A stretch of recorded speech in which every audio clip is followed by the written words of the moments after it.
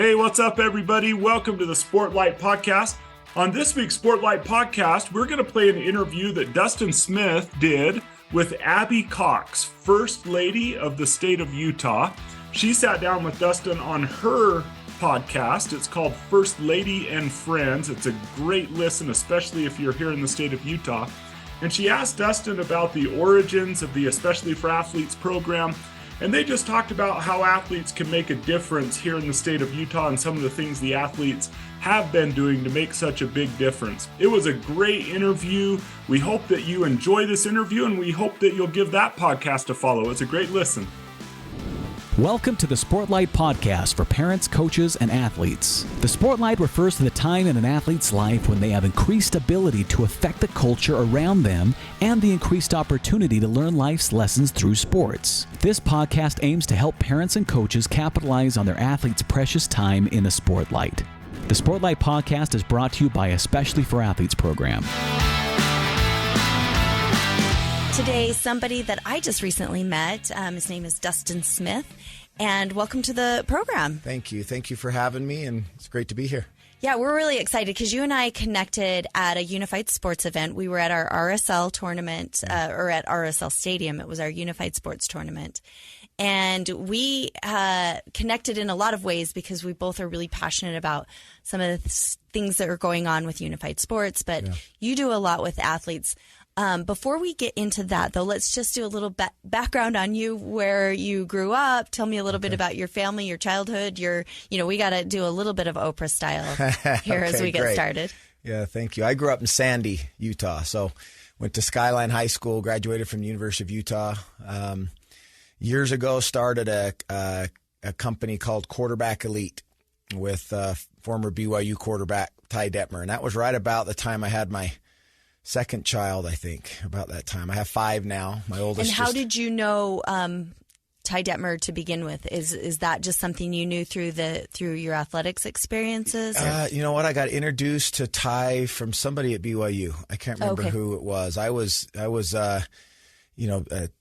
just bouncing around some ideas, some business ideas that I had, and had on the side had been working with quarterbacks. Okay.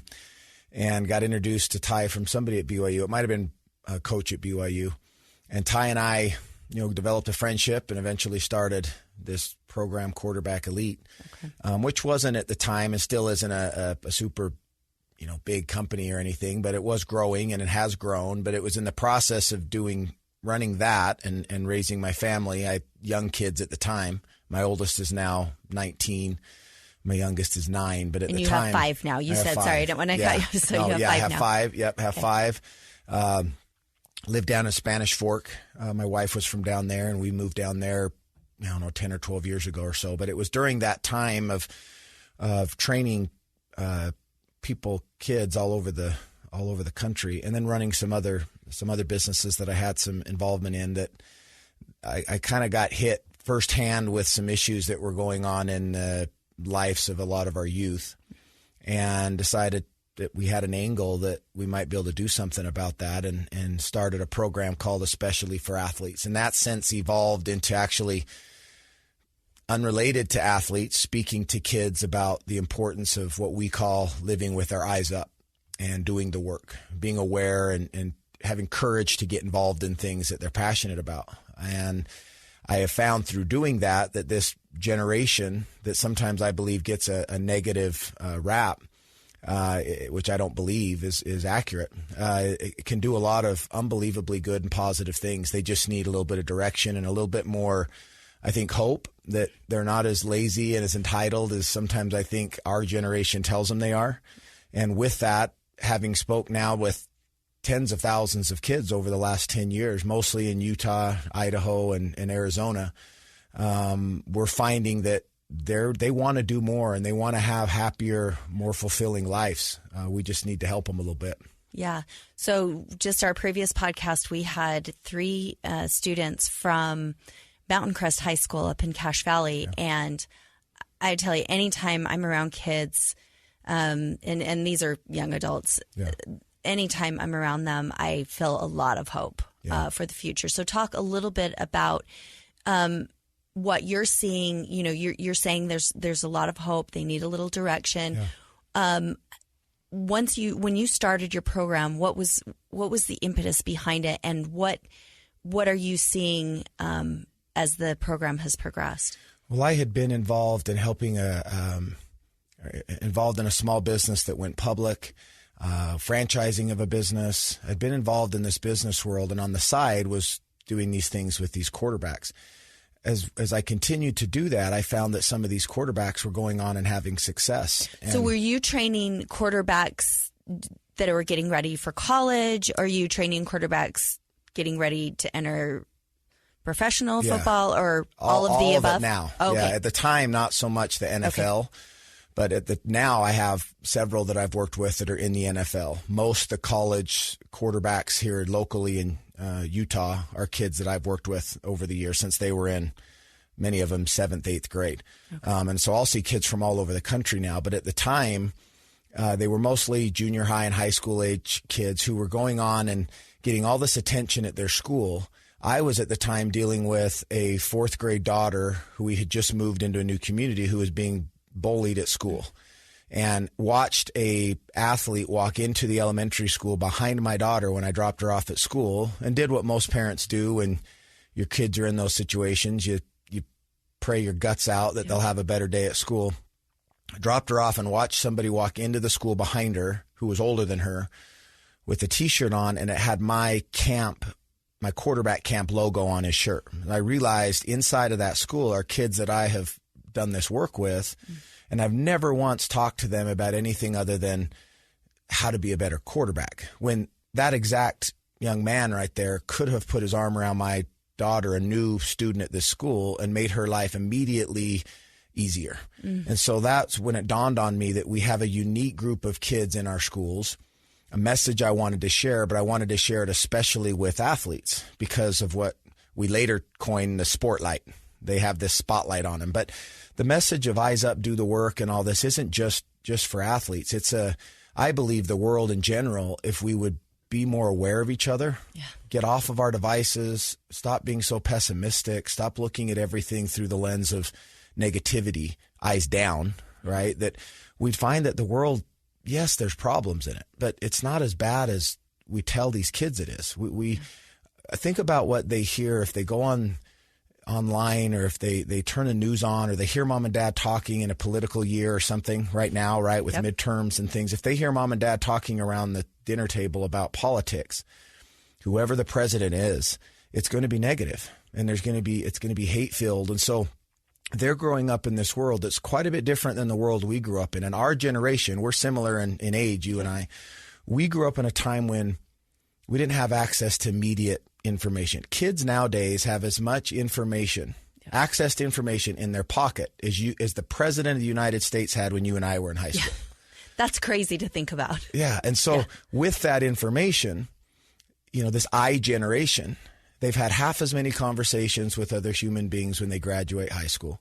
Their brains are 3 years less developed, studies say, socially. And we, their parents, are trying to raise them in a circumstance where we weren't given a playbook on how to deal with this iPhone thing and Instagram and TikTok and all these things they're having and the social media, but just the pressure of trying to measure up and be what they think they're supposed to be. And so we're trying to figure it out as parents, and we're screwing it up, but we're trying, right? But these kids, they just don't know what they don't know. And that is that there's a lot of beauty in the world. There's a lot of good things in the world too. It's not all just going to garbage. There's some great things out there. And when they realize that, they get their eyes up and they realize, wait, I can be more than what Instagram tells me I am. Yeah. And they use their influence, whatever that is. I happen to love sports, and I happen to be a coach, and I've worked with thousands and thousands of athletes. So I just found my niche immediately was going to be talking to them. It's now turned into where I'll go to assemblies at schools, or I'll go talk to businesses about how a business can be more successful if the employees will live with their eyes up. They'll be aware of their coworker, but not only have their eyes up, but be willing to do the work to sit down with their coworker and say, are you okay? Because guess what, guys? Adults are struggling with the same thing these kids are, including the social media issues. We oftentimes say, well, kids this, kids that, kids this, when we're talking about social media. But the same 40, 50-year-old parent at home is sitting on their Facebook account for hours at times, ignoring things they should be doing that are more important at home. And the kids are seeing this. And so anyway, that's led into studies and curriculum and books and things we've written and done to try to, how can we better reach these kids? And I've kind of settled on the fact that they need more inspiration. They're motivated kids, but they need to sometimes be inspired. They need that something to start it, something to ignite the fuse. They have it. It's just quiet, and we got to find it. Once we light it, these kids will do amazing things. Yeah, no, I totally agree. And I've had, Spencer and I have had these conversations the last little while, really about this idea of kids being bombarded by the negativity and trying to keep all of us from being cynical. And, we're parenting this generation. So it's incumbent upon us, I think, to be that example. And there are a lot of studies saying that kids are competing for their parents' attention with social media. And, all the kids jumped off Facebook when the parents got on, but that's true. And now Facebook? Grandparents, they'll probably jump off Instagram once, all the parents are on Instagram and, all that. But we were just speaking to those kids from Mountain Crest, and we had one of the three didn't even have a phone. She's a senior in high school. And the other one has a phone, but was not allowed to have social media. And I was really encouraged by that, actually. Yeah. So as you're talking to parents, are we starting to see a glimmer of hope that maybe we're starting to understand the effects of social media and the effects of our devices and what it's doing to our kids? I mean, we talk about, we were able to, it took a lot of years, sadly, where people were dying of cancer because they didn't understand the effects of smoking. Yeah. It's taken a long time for people, to understand the effects of opioids and, connect that to opioid companies and some of their, the drug companies and some of their practices. Yeah. What are you seeing maybe with parents? Are we going to be able to connect some of these, the self-harm and the things that are going on with kids, the anxiety and depression? Are you starting to see maybe in your world where parents are starting to understand the dangers? Yes, I think more are, not enough. Yeah. Because it's an easy, unlike something like smoking. I don't know that maybe some parents would, but I don't know that 30 years ago, mom or dad would hand a cigarette back to the child in the back seat to calm them down and tell them to stop talking, right? But we can give them an iPad or we can give them our phone, right? Yeah. And so, but I do feel like, and it's interesting you brought that up because I've actually used that exact example of how, we would look nowadays at our parents and maybe say, you guys used to smoke on airplanes? Yeah. I see somebody smoking just walking down the street and I'm like, wait, did you not get the memo? Why are you still smoking? Yeah, right. We used to, you could go into buildings and, and in Europe, smoke. If you've been to Europe lately, I mean, there's so many people smoking and I'm like, wait, did you not get the same research we did? Did you not figure this out? Yeah. I just, I remember my mom, pictures of us when I was little, my brothers and me in the back of a car. And sometimes we didn't always, sorry, Mom, to ratting you out right here, but we didn't always have our seatbelt on. Right. I remember falling asleep. I don't even know that we had seatbelts. Yeah, right. I'd put my knees down on the bottom in the back seat and I'd rest my head on the chair. My brothers and I would fall asleep, with our hands on our head on our hands in the back seat without a seatbelt on. And nowadays we get in the car and it's immediately seatbelts on. And so that's just sort of the evolution, I think, of parenting and things. But I also feel like we have to be careful because, and I do mention this to parents, and this would be something that I'd be interested in your thought on. I tell parents sometimes that I feel like, and I do the same thing. Like I said, I have 5 kids, and I speak to a lot of them. I feel like our role as parents ultimately is we want our kids to be safe and to not hurt and to not. And in the effort to do that, I think oftentimes we parent so good We love so hard that we over insulate and we over protect. Yeah. And in the process of doing that, rob our kids of opportunities to learn resiliency. Because as soon as any sort of storm develops in their life, we swoop in and put the umbrella over them or shield them from the storm. And that's what we're supposed to do, right? We're parents. I'm the dad. I want my daughters at home. I don't want anybody to ever do anything that's going to hurt their feelings. And if it is, I'm on it, right? I don't want to ever see them make a mistake or not play if my daughters dance or whatever. Like, why aren't they, right? We have that instinct, but we never allow them to get that Teflon that they need to build on them to then go out and be productive in the real world. And so, and I think that sometimes devices give us an excuse, because I tell parents this all the time. Do we and I get in trouble sometimes with this. So I believe we oftentimes post about our kids more for the compliments that we're going to get about our kid than because we're really super proud of them. We say we're proud of them in the post, but we could also just go down the hall and tell them we're proud of them. Right?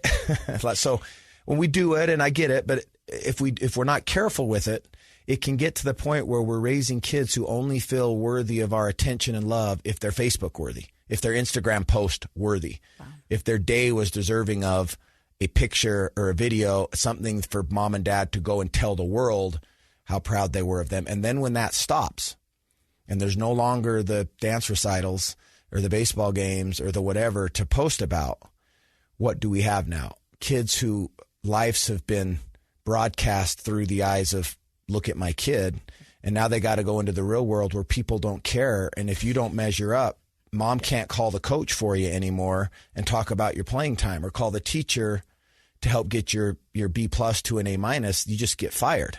Yeah. That's real life. And so I think as parents, it's hard, but I think we have to look at our individual circumstances and say, okay, maybe the best thing for my child is to get the B+ or to get the C+ right now, and to figure it out. And to learn that I can't swoop in every single time and talk the teacher into make the excuse of why they couldn't come to class, or why sometimes they don't go to class because they choose to sleep in or they slough or whatever. And we need to address that so that they can learn the hard lesson. And that's not being a bad parent to let them suffer. That's teaching them resiliency, which I believe is of all the things I find talking with these kids and parents, resiliency, the lack of, is the thing that makes me the most nervous with the upcoming generation of kids, is the lack of resiliency being built. Yeah. No, I fully agree with everything that you just said. And it is really hard as a parent to not jump in. I mean, we had a parenting moment last night where, my daughter was really sad about something that had happened. And, her dad wanted to come in and strangle the person that, was making her sad. Yeah. But you can't. Yeah. And what are we teaching them, and how are we teaching them to overcome that on their own? How are we teaching them to problem solve through something really hard? And there's a book that I love. It's called Love That Boy, and I've recommended it to everybody I know that's a parent, even if it's not. It's about a parent who had a child with autism, and he's Ron Fournier is the author, and he was a journalist, and he was the journalist at the White House for many publications and things like that. But he talked about this idea of holding what you were just describing as holding our kids up as trophies. And how dangerous that is for them and also for us as parents. And it's our expectations. Yeah. And so if we expect that our child is going to figure something out on their own, and we're just there to support, they will. Yeah. But it's probably the hardest thing that I do as a parent. Yeah. I think I came from a family of a big family where maybe I didn't feel like maybe I felt like I was a little too resilient. Well, you were on a farm too, right? I was. Yeah.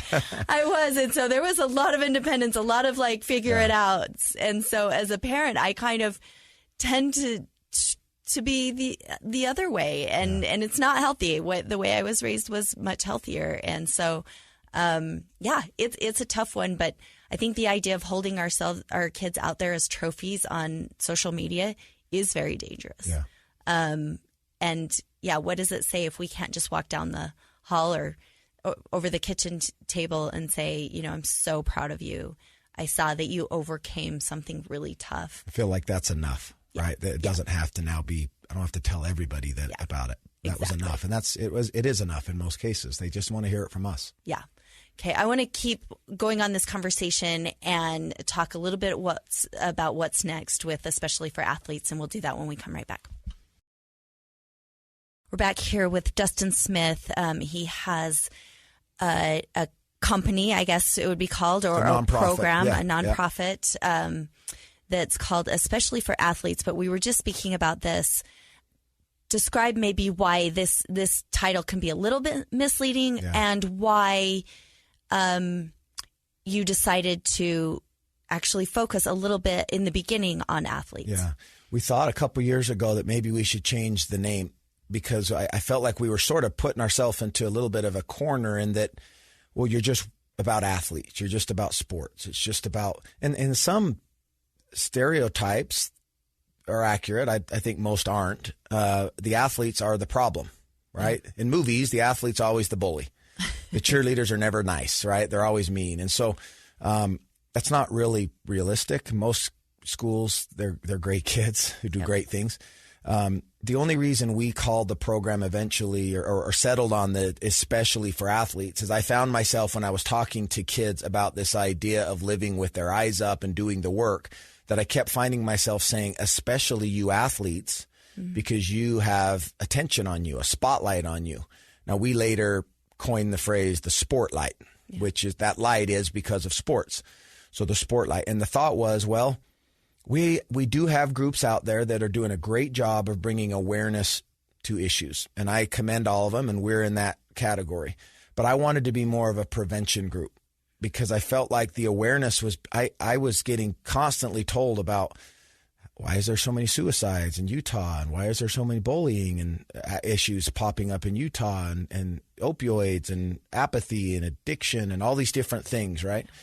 And I was aware of them. Like, I was crystal clear they were existing. But my next question was, but what are we doing about it, other than I'd see posts online about they need to do this or they need to do that. And I was like, well, who are they? Yeah.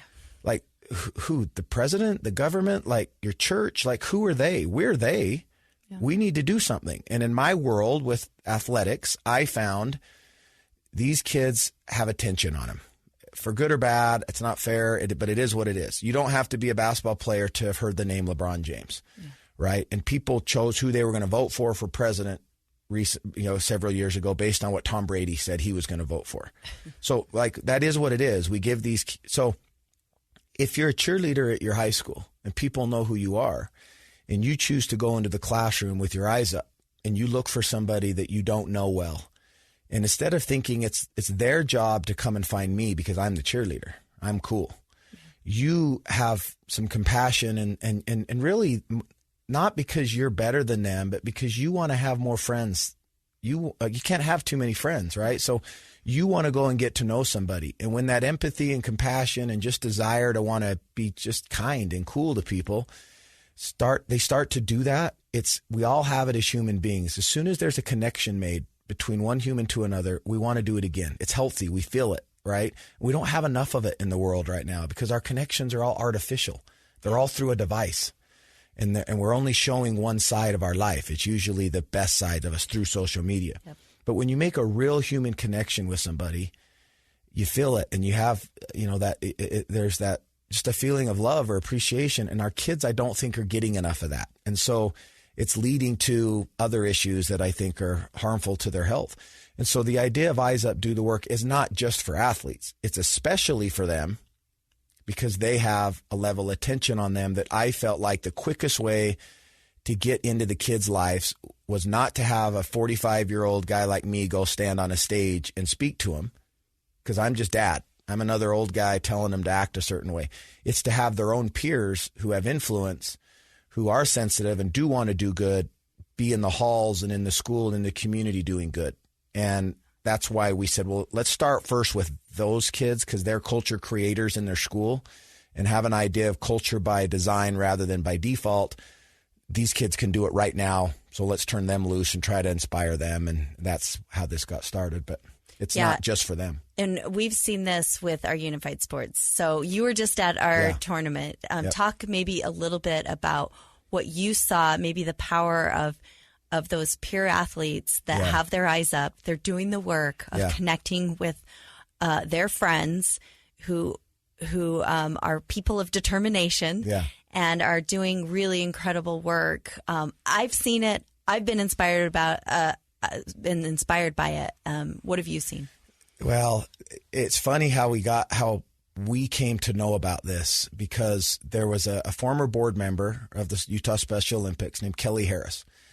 And Kelly and I sit on another board together for another program, the National Football Foundation of Utah chapter. And anyway, we were at lunch and we were just talking once. And he was telling me about being invited by somebody to come out to this track event for these special needs kids. And they needed help. And he said, I have nothing going on. I need to give back and do something. And I'll go help my friend. He said he kind of came into I'm just helping my friend. And he got there and he said, what do I do? And they said, go over there by the finish line and they'll help you. And he went over to the finish line and no one came and he thought he'd have a clipboard or a whistle or something to do something. And he was just at the finish line. He finally asked somebody that looked like they were with this Utah Special Olympics, hey, what do I do? Do I need something? They said, oh, you're the hugger. So when they come through the finish line, your job is to give everybody a hug when they come through. So he was like, oh, okay. And so first kid comes through and he goes over and he gives him a hug and starts doing it again. And all of a sudden you can imagine what happens. His heart swells, like, this is really cool. And he said he was hook, line, and sinker left there saying, how can I help? How can I be involved? And when he told me that story, I felt like, wow, more people need to have that experience. I've never had it. At that time I hadn't done anything with, that organization so I said, Kelly, this especially for athletes program, we have kids at every school that after we go and speak with them, we form these leadership councils and we do monthly trainings with them. And we try to create all these opportunities for them to learn how to get more engaged in doing good in their school. This would be a perfect thing for them to do. And he got me in touch with Scott. I went to lunch with Scott and Courtney and I said, hey, we're in schools that you're not in. You're in schools that we're not in, but you need athletes who want to do good to help. Let's connect these two. And that led to what we're doing now, which is, and since this hasn't been that long, it's only been the last probably 8-9 months. Yep. We've talked to dozens of high schools about how do we bring the two together, because I know both will benefit from it. And so it's been really fun and exciting, and we're just in the process of doing it. And it was at that event at Rio Tinto that I was introduced to you and was able to, share with you a little bit about what we've been doing now for 10 years. Yeah, this is going to be a great partnership. In fact, we were just, when we were down at the One Utah Summit down in Cedar City for the governor's office, their big summit. That was recently. Yeah, it was just a couple of weeks ago.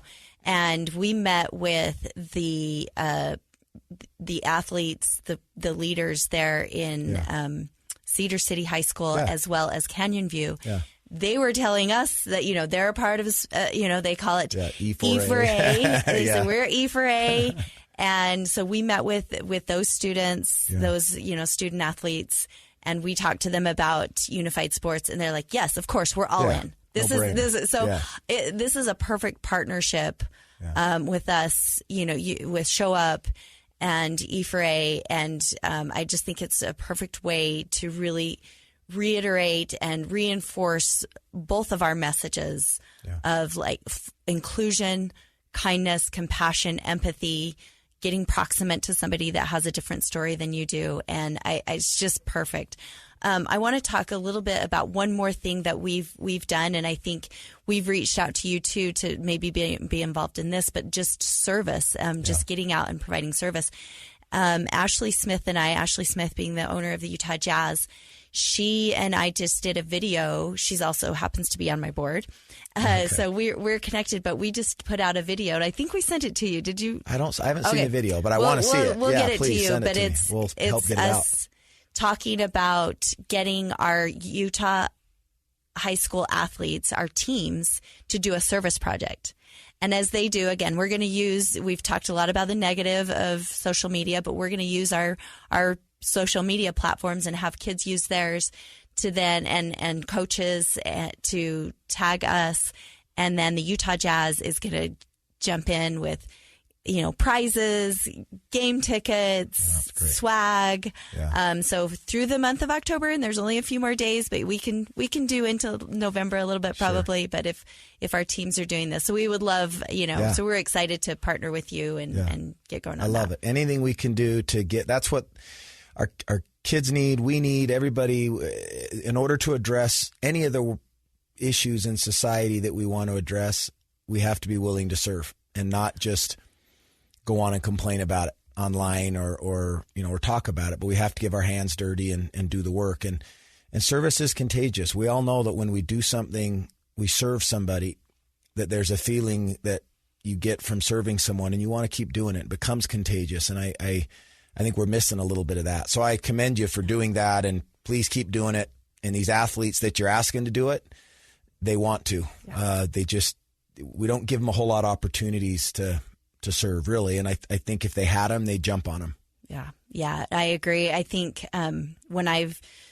whenever we've given them the challenge, they've risen to the challenge, and it's really incredible to watch. I've been inspired by kids. I feel really old when I say this, but like kids these days, but I've felt actually really inspired by so many. Anytime Spencer and I spend any time in the schools, we just come away just really hopeful. And we want to give those kids that hopefulness. Yeah. I think one of the things that you talked about is that just the heaviness of the information that they consume every day in the world. And I think, to avoid cynicism, to avoid, anxiety about the world, and really to provide hope for the future for them, we have to be that light. We have to be that beacon for them to say, no, you are amazing. Yeah. You do have the potential to do really incredible things. And in my view, and I tell this to kids, especially in unified sports situations, I say to them, especially those peers that are willing to be that friend, to be open to friendship, they really, truly, I believe this, and it's not hyperbole, I really, truly believe that they will change the world. Yeah, I agree. And it will be a better place for everyone else. I agree. Well, thank you, Dustin, so much for being a part of our program today, and we will continue our partnership. We're really excited about this. Thank you. Appreciate it. You can learn more about Especially for Athletes at E4A.org. Thanks for being a friend. Well, everybody, we hope that you enjoyed that podcast with Dustin Smith and Abby Cox, First Lady of Utah. We hope you'll give that podcast of hers a follow. She interviews a lot of young athletes. She has some real cool episodes on there where young people talk about the difference that they're making in other people's lives. And it's just great insights and a great example of the Sportlight. We appreciate her having on Dustin and talking about our Especially for Athletes program. We appreciate all of those throughout the state. There's many wonderful people who sponsor us, who help us get the message out that athletes can make a huge difference in their community if they keep their eyes up and do the work. So we appreciate Abby Cox having on Dustin and the light that brought to our program. And as always, we hope that you will keep your eyes up and do the work. This has been the Sportlight podcast from Especially for Athletes, sponsored by Coca-Cola. You can learn more about Especially for Athletes by visiting the website at especiallyforathletes.org. You can also learn more about the book, The Sportlight, by Shad Martin and Dustin Smith at especiallyforathletes.org/book.